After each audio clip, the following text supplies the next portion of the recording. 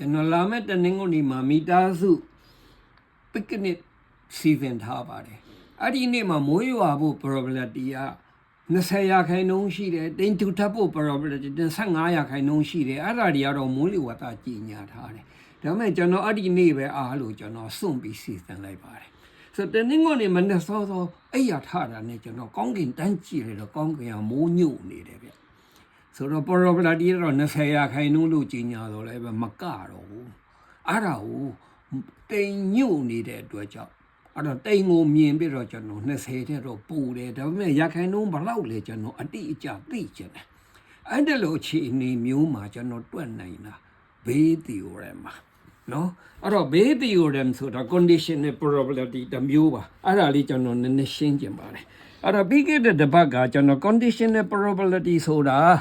probability တွက်တဲ့နေရာမှာအပိုင်းတစ်ပိုင်းကသိပြီးသားဖြစ်နေတယ်နော်ဥပမာပြရရင်ကျွန်တော်ကဖဲတစ်ထုပ်မှာဖဲတစ်ချက်လိုချင်တယ်နော်တစ်စပိတ်လိုချင်တယ်ဆိုတော့ကျွန်တော်အဲ့ဒါကိုဒိုင်းကလက်မငိန်တဲ့အတွက်ကြောင့်ဒိုင်းကအဲ့ဒီမှာဖဲတစ်ထုပ်ကျွန်တော်တစ်စပိတ်လိုချင်တာဒိုင်းကအဲ့လိုဖဲကင်တဲ့အခါမှာကျွန်တော်မျက်စိရလေးအမင်းဆိုတာမြင်သွားတယ်ဒါဆိုရင်ငကို probability က52ချက်မှာတစ်ချက်ဆိုတော့1/52ဒါမှကျွန်တော်အမဲဆိုတာမျက်စိကဖြတ်ခနဲ့မြင်လိုက်တဲ့အတွက်ကြောင့်အနီ26ချက်မဖြစ်နိုင်တော့ဘူးအဲ့ဒါကြောင့်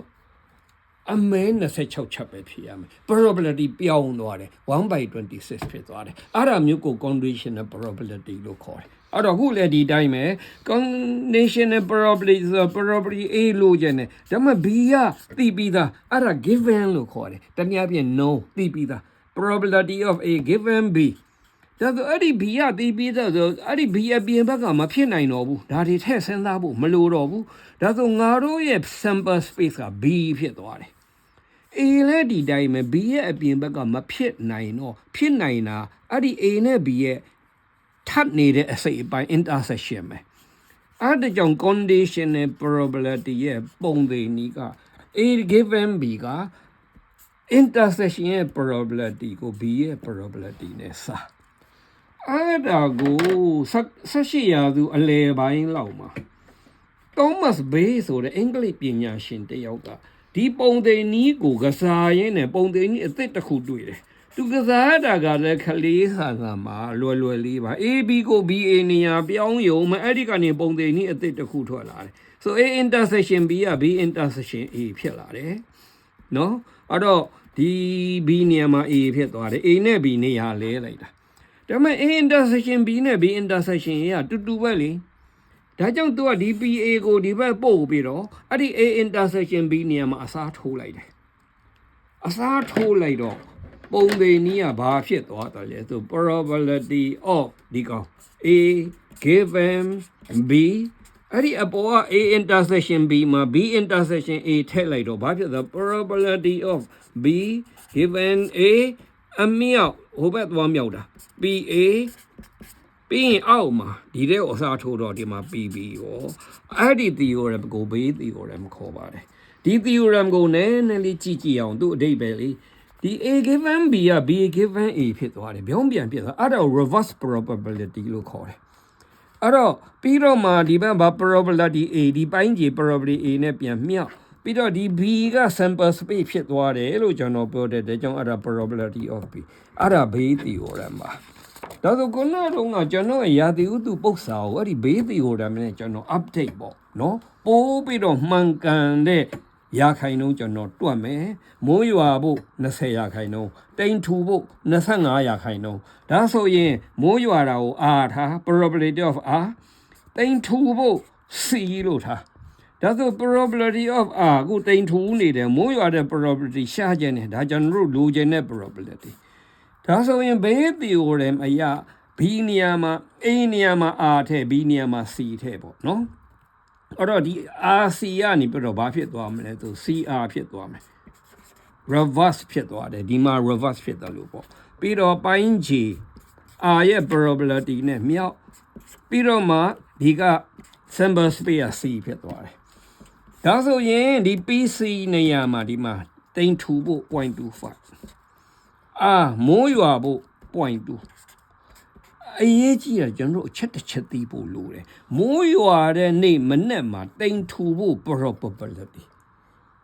နော်ဒါပြောမြန်လာတာဒါတိမ်ထူရင်မိုးရွာဖို့ကိုကမိုးရွာရင်တိမ်ထူဖို့ probability ဆိုတော့ရာသီဥတုဆိုတာ record နဲ့အလုပ်လုပ်ထားတော့ဆိုပါတော့ကျွန်တော် San Francisco နှစ်90နှစ်တရာတို့ record ရှိတယ်February 6 ရက်နေ့မှာအဲ့တော့မိုးရွာတဲ့ကတိမ်ထူဖို့အဲ့ဒါကျွန်တော်တို့လိုချင်တယ်ဆိုအဲ့ဒီ February 6 ရက်ကိုနှစ်90 record ကြည့်လိုက်အဲ့ဒီကနေတစ်ချက် computer နှိပ်ထက်လိုက်လို့ရှင် record တွေ့မှာပေါ့အဲ့ဒီမှာဘာတွေ့လဲဆို80ရာခိုင်နှုန်းရှိတယ်နော်မိုးရွာတဲ့နေ့မနေ့မှာတိမ်ထူဖို့ဒါဆိုရင်ဒီနေရာမှာ 0.8 80ရာခိုင်နှုန်းဒီသသမကိုကျွန်တော်2နေရာရွှေ့လိုက်တယ်အောက်က25အပေါ်က20ဒါလည်း 0.8 ပဲ 0.8 နှစ်ခါမြောက်လိုက်တော့ 0.64 အဲ့ဒါဟာ64ရာခိုင်နှုန်းပါဒါကြောင့်တကယ် update လိုက်တဲ့အခါမိုးရွာဖို့ probability က64ရာခိုင်နှုန်းရှိတဲ့အတွက်ကြောင့်ကျွန်တော် picnic ကိုဖျက်သိမ်းလိုက်ရပါတယ်နော်ဒါက picnic ပု္ပ္ပာပါဒီနေ့ကျွန်တော်ပူးပြီးတော့ခက်ခဲတဲ့ပု္ပ္ပာတစ်ပုဒ်ကျွန်တော်ပြချင်တယ်အဲ့တော့ဥပမာဆိုတဲ့လူတစ်ယောက်ကနေမကောင်းလို့သူဆေးစစ်လိုက်တဲ့အခါမှာသူ့မှာကင်ဆာစစ်တာတစ်မျိုးက positive ပြနေတယ် positive ပြနေပြီးတော့ positive ကင်ဆာဖြစ်နိုင်တယ်ပေါ့နော်ပြီးတော့အဲ့ဒီစစ်ဆေးတဲ့ test ကအယမ်းမှန်တယ်သူက 99% မှန်တယ် 99% မှန်တယ်ဆိုတာကအဲ့ဒီယောဂဖြစ်တဲ့လူ100ဆက်လိုက်လို့ရှိရင်99ယောက်က positive ပြရတယ်ဒါပေမဲ့ तू က 1% false positive ရှိတယ်လူအယောက်100မှာ1ယောက်ကတော့ तू ကယောဂမရှိဘဲနဲ့ရှိတယ်လို့ပြနိုင်တယ်ဆိုတော့အဲ့ဒီမှာဥပဟာအဲ့ဒီလို positive ပြလို့ရှိရင်ကင်ဆာဖြစ်ဖို့ရာခိုင်နှုန်းဘယ်လောက်ရှိသလဲလို့မေးရင်99ရာခိုင်နှုန်းပေါ့ဘာဖြစ်လို့ဆိုတော့ဒီတက်စာ99ရာခိုင်နှုန်းသိကြတာ哦ဒါမဲ့ခုကျွန်တော်အချက်အလက်အသစ်တစ်ခုပို့ရလာတယ်ဘာလဲဆိုဒီယောဂရိုးရိုးယောဂမို့ဒီယောဂဖြစ်ခဲတဲ့ယောဂလူ1000မှာ1ယောက်ပဲဖြစ်နိုင်ခြေရှိတယ်1 in 1000ဆိုလို့ကျန်တဲ့အချိုးအပြင် 0.001 အချိုးပဲရှိတယ်1000မုံတစ်ပုံဒါဆိုရင် positive ပြရင်ယောဂဖြစ်ဖို့ probability ဘယ်လောက်လဲငကောက99ရာခိုင်နှုန်းခုအချက်အသစ်တစ်ခုပို့လာတယ်ကျွန်တော် update လိုက်မယ်ဘယ်လောက်လဲပေါ့အဲ့ဒီမှာ probability နဲ့ပတ်သက်ပြီးတော့ကျွန်တော်ရှေ့မှာပြောထားတဲ့မှန်ကန်ချက်တွေရှိတယ် not ဆိုရင်တစ်ကနေနှုတ်ရတယ်ဖြစ်ရတစ်ခု A ရဲ့ probability သိတယ်ဒါဆိုမဖြစ်တဲ့ probability ဆိုတစ်ကနေနှုတ်ရုံပဲဖြစ်တဲ့ probability က10ရာခိုင်နှုန်းရှိရင်မဖြစ်တဲ့ probability တစ်ကနေနှုတ်90ရာခိုင်နှုန်းရှိတယ်ပြီးတော့ all ဆိုရင်ဖြစ်ရနှစ်ခုရောလိုက်တာဒါဆို probability ပေါင်းရုံပဲand ဆိုရင် probability နှစ်ခုမြောက်ရုံပဲကန့်သက်ချက်တော့ရှိတယ်နော်ကျွန်တော်အခုအကျမ်းပြန်ပြောနေတာအဲ့တော့ and ဆိုတာမြောက်ဆိုတာက independent ဖြစ်ဖို့လိုတယ်ဖြစ်ရတစ်ခုနဲ့တစ်ခုကနောက်ဆက်မှုမရှိအောင် affect မဖြစ်ရဘူးပြီးတော့ဒါဒီနောက်ဆုံးတစ်ခုကတော့ conditional probability ပေါ့နော် A given B ဆိုရင်အဲ့တော့အောက်မှာ sample space B ရှိတယ်အပေါ်မှာ bone intersection ရှိတယ်နော်အဲ့တော့ဒီ intersection ပုံသင်နည်းလဲကြုံလုံးမှတ်ထားပါ intersection ရဲ့ပုံသင်ကြီးလို့ချင်း probability BOD ပဲပို့ probability of A intersection B ဟာ A given B ကို probability of B နဲ့မြောက်နော်ဒီလိုပုံသင်နည်းအရှင်ကစားလို့ရပါတယ်အဲ့တော့ခုကျွန်တော်ကပြောခဲ့တဲ့ cancer test ကိုပြန်ပြောရရင်သူ့ test က99ရာခိုင်နှုန်းသေးကြတဲ့အတွက်ကြောင့်သူက false positive က100ရာခိုင်နှုန်းဖြစ်နိုင်တယ်ဒီပေးထားတဲ့တစ်ချက်ကနေနှစ်ချက်သိလာတယ်ယောဂဖြစ်နိုင်တဲ့ probability က 0.001 အရင်ရှားပါတယ်ဒါဆိုယောဂမဖြစ်ဖို့ probability not ဒါဆိုရင်တစ်ကနေနှုတ်လဲ 0.999 ပါတစ်ချက်ကနေနှစ်ချက်ကနေ4ချက်ပြီးသွားတယ်အဲ့ဒါကိုကျွန်တော်ကဘာလို့မလဲဆိုရင်ဘေးtheorem လေးထည့်မယ်ဒါဘေး theorem ဘေး theorem ရဲ့ A နေရာမှာ cancer ယောဂ disease ထည့်မယ် B နေရာမှာ positive test plus ထည့်မယ်ဒါဆိုရင် B နေရာမှာအဲ့တော့ positive ထည့်မယ်အဲ့တော့ A နေရာမှာ disease ထည့်မယ်အဲ့တော့ဒီ D plus ကနေ plus D ဖြစ်သွားမယ်ဒီ probability of D နဲ့မြောက်အောက်မှာ probability of plus ဆိုရင်အဲ့ဒီတဲ့ကိုကျွန်တော်ထည့်တဲ့အခါမှာကဏ္ဍလေးတွေဘယ်လိုထည့်မလဲဆိုဒီကဏ္ဍကြီးကခုနပေးထားတဲ့4ချက်ကနေ3ထည့်ရမှာဥပမာယောဂရှိတဲ့လူ positive ပြဖို့ဆိုတာအဲ့ဒီ test က သိကောင်းတဲ့အတွက်ကြောင့် 0.99 69ရာခိုင်နှုန်းမှန်တယ်ယောဂဖြစ်ဖို့ကြတော့ယောဂအဖြစ်ခဲတယ် 0.001 ပဲရှိတယ်ခက်တာကအဲ့ဒီကောင်းမှာ positive ဖြစ်တဲ့ရာခိုင်နှုန်းကျွန်တော်တို့မသိဘူးအဲ့ဒါပညာသားဒီတွက်ချက်ပါအဲ့တော့ positive ဖြစ်တဲ့ probability ကိုမပေးထားဘူးမသိတဲ့အတွက်ကြောင့်ကျွန်တော်တို့ကိုဘာလို့နှစ်ချမ်းခွဲလိုက်မယ်ယောဂဖြစ်တဲ့လူ positive ဖြစ်တဲ့ probability ယောဂမရှိတဲ့လူ positive ပြဖို့ probability အဲ့လိုနှစ်ချမ်းခွဲလိုက်မယ်ဒါဆိုရင် total လိုချင်တာ positive ပေါ့ဒါယောဂမရှိတဲ့ positive ယောဂရှိတဲ့လူက positive เนาะအဲ့ဒီနှစ်ခုပေါင်းရ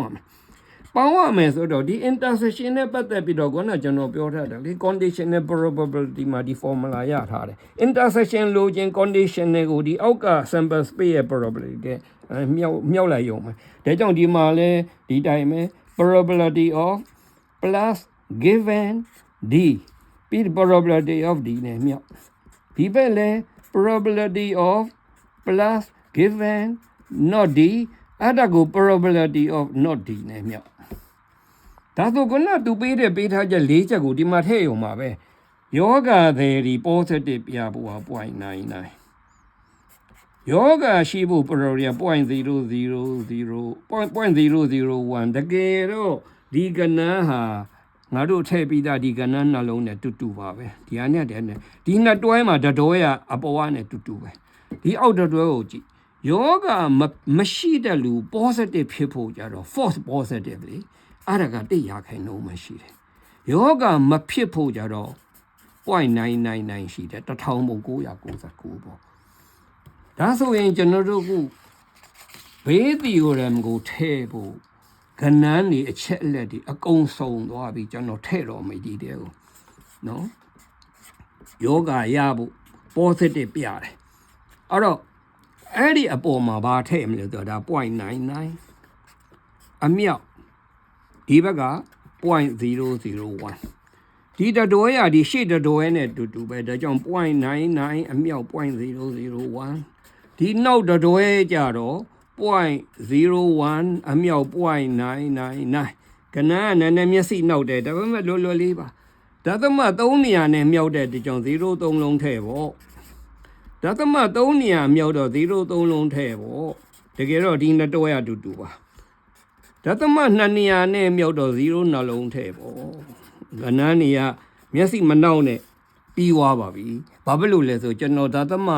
9နေရာတွေကို4နေရာလောက်လိုက်မယ်4နေရာလောက်တော့69က100ဖြစ်သွားတော့ဘာဖြစ်သွားမလဲ0 0 100ဖြစ်သွားမယ်နော်ဒီမှာလဲဒသမ4နေရာယူလိုက်69က100ဖြစ်သွားမယ်0 0 100 4နေရာယူလိုက်999က1000ဖြစ်သွားမယ် 0.01000 ဟုတ်လို့ဖြစ်သွားမယ်ဒါဆိုရင်ဒီအပေါ်မှာ 0.001 ဒီအောက်မှာအဲ့ဒီနှစ်ခုလဲပေါင်းလိုက်ကော 0.011 ဖြစ်သွားမယ်နောက်က0တွေမရေးတော့ဘူးဒါဆိုဒသမ3နေရာလဲရွှေ့လိုက်ကော 1/11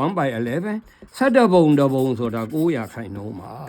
ဆိုတော့ဘာတွေ့လဲဆို69ရာခိုင်နှုန်းနဲ့9ရာခိုင်နှုန်းဖြစ်တော့ update လိုက်တာဆိုအဲ့တော့အန်ဒီယာကောင်းတော့တချို့တွေကဘေးတီကိုရမ်ကိုအပြစ်မြင်လိုက်မယ်ဒါကတွေးတဲ့အတွေးပါဘေးတီကိုရမ်မှန်လို့လားအဲ့လောက်ကြီးပြောင်းလဲသွားရအောင်ဆိုတော့တကယ်တော့ဘေးတီကိုရမ်မှာအမှားမရှိပါဘူးကျွန်တော်တို့အံ့သွားတဲ့အကြောင်းကကျွန်တော်တို့မူလအတွေးခေါ်မနှံ့စက်လို့ပါအဲ့လိုတွေးကြည့်ပါဒီ9ရာခိုင်နှုန်းကတွေးတတ်တဲ့လူအတွက် reasonable ဖြစ်တယ်လူအယောက်1000ကိုအဲ့ဒီ test လုပ်လိုက်တယ်ထားဒီအယောက်1000မှာသူ့ပေးထားချက်အရာတယောက်ပဲတကယ်ယောဂရှိတယ်ဒါပေမဲ့သူ့ရဲ့ false positive က1ရာခိုင်နှုန်းကို1ရာခိုင်နှုန်းဖြစ်တော့ဒီအယောက်1000မှာ1ရာခိုင်နှုန်း10ယောက်က false positive ပြနေလိမ့်မယ်ယောဂတကယ်ရှိတာတယောက် false positive ရှိတာ10ယောက်ဒါဆိုအလုံးစုစုပေါင်း17ယောက်မှာတယောက်ပဲယောဂရှိတယ်အဲ့ဒါ17ယောက်တယောက်ပါ9ရာခိုင်နှုန်းတကယ်တော့တွေးတာရင်အဲ့ဒါ reasonable ဖြစ်တယ်ဘေး theorem လုံးဝအမှားမရှိဘူးအဲ့ဒီ theorem မှာကောင်းလွန်တဲ့ကြောင့်တရားယုံနေသိပ္ပံပညာရပေါင်းစုံနဲ့အကုန်လုံးရောက်လာပြီးတော့ထင်ရှားနေပါတယ်အဲ့ဒီ theorem လေးတစ်ခုသိရင်တော်တော်လေးအဆင့်မြင့်တဲ့ theory တစ်ခုเนาะ သိသွားတဲ့အတွက်ကြောင့်တော်တော်လေးဂုဏ်ယူစရာကောင်းပါလေ probability ကိုကျွန်တော်ဒီမှာအဆုံးသတ်လိုက်ပါပြီအားလုံးကျေးဇူးပါ